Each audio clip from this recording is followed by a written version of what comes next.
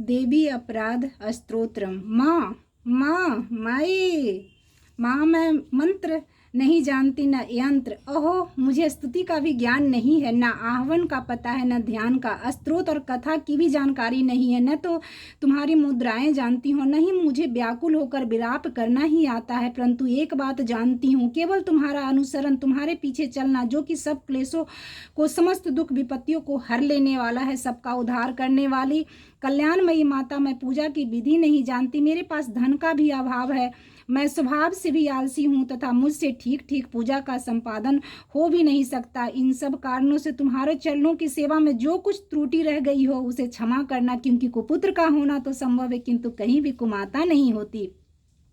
माँ, इस पृथ्वी पर तुम्हारे सीधे साधे पुत्र तो बहुत से हैं, किंतु उन सब में मैं ही अत्यंत चपल तुम्हारा बालक हूँ। मेरे जैसा चंचल कोई बिरला ही होगा। सिवे मेरा जो यह त्याग हुआ है यह तुम्हारे लिए कदापि उचित नहीं है, क्योंकि संसार में कुपुत्र का होना संभव है किंतु कहीं भी कुमाता नहीं होती। जगदम्ब माता, मैंने तुम्हारे चरणों की सेवा कभी नहीं की। देवी, तुम्हें अधिक धन भी समर्पित नहीं किया, तथापि मुझ जैसे अधम पर जो तुम अनुपम स्नेह करती हो, इसका कारण यही है कि संसार में कुपुत्र पैदा हो सकता है किंतु कहीं भी कुमाता नहीं होती। गणेश जी को जन्म देने वाली माता पार्वती अन्य देवताओं की आराधना करते समय मुझे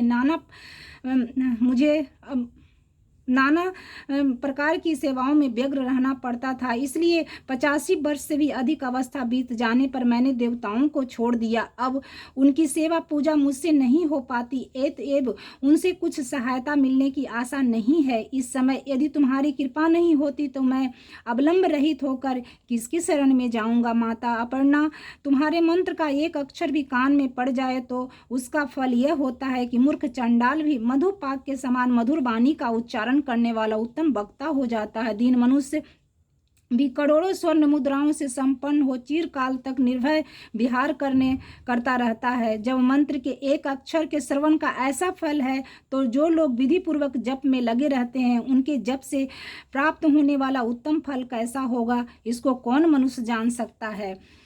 भवानी, जो अपने अंगों में चिता की राख भभूत लपेटे रहते हैं, जिनका विष ही भोजन है, जो दिगंबरधारी नग्न रहने वाले हैं, मस्तक पर जटा और कंठ में नागराज वासुकी को हार के रूप में धारण करते हैं तथा जिनके हाथ में कपाल भिक्षा पात्र शोभा पाता है, ऐसे भूतनाथ पशुपति भी जो एकमात्र जगदीश की पदवी धारण करते हैं, इसका क्या कारण, यह महत्व उन्हें कैसे मिला? यह केवल तुम्हारे पानी ग्रहण की पार्टी का फल है। तुम्हारे साथ विवाह होने से ही उनका महत्व बढ़ जाता है। मुख में चंद्रमा की शोभा धारण करने वाली माँ, मुझे मोक्ष की इच्छा नहीं है, संसार के वैभव की भी अभिलाषा नहीं है, नहीं विज्ञान की अपेक्षा है, नहीं सुख की आकांक्षा। अतः तुमसे मेरी यही याचना है कि मेरा नाम मिर्द्रानी, रुद्रानी, शिव शिव, भवानी इन नामों का जप करते हुए बीते। माँ श्यामा, नाना प्रकार की पूजन सामग्रियों से कभी विधि पूर्वक तुम्हारी आराधना मुझसे न हो सकी। सदा कठोर भाव का चिंतन करने वाली मेरी वाणी ने कौन सा अपराध नहीं किया,